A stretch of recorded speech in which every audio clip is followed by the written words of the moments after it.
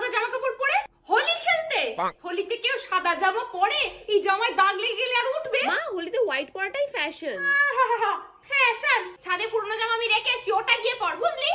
এই নে, ভালো করে মুখেতে বড় লিনটা জাবড়ে জাবড়ে লাগিয়ে নে, না হলে রং না আর মুখ থেকে উঠবে না, বুঝলি? আর এই লোকটাকে দেখো, ঘরে থেকে এরকম চুপ করে বসে আছে, বাইরে কি দেখতে পাচ্ছি না যে মেয়েরা কোথায় গেল? আর কি সবকিছু আমিই করব, তাই না? এই তো দেখো না, লুচিগুলো বেলছি সবে, এখনো বেলাই হলো না আমার, আর কখন খেলতে যাবো? আর এই লোকটা ঘরে থাকলে, আর ছেলে মেয়েগুলো স্কুল কলেজ না গেলে আমার যত কাজ কাজ যেন শেষই হয় না। আর এটা কি চুল? চুলটাকে ভালো করে বিনুনি বাদ। এই চুলের গোড়ার মধ্যে রংটা ঢুকে গেলে, আবির ঢুকে গেলে না, সব চুল উঠে যাবে আর নেড়া হয়ে যাবে।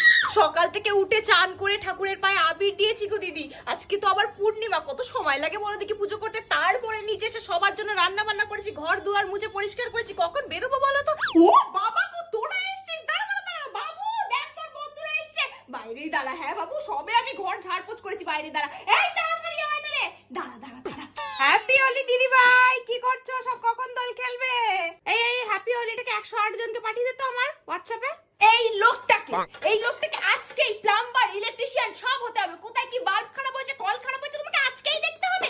এই নয় যে ওয়াইফকে একটু হেল্প করে দিই, বউকে একটু হেল্প করে দিই, যাতে আমিও গিয়ে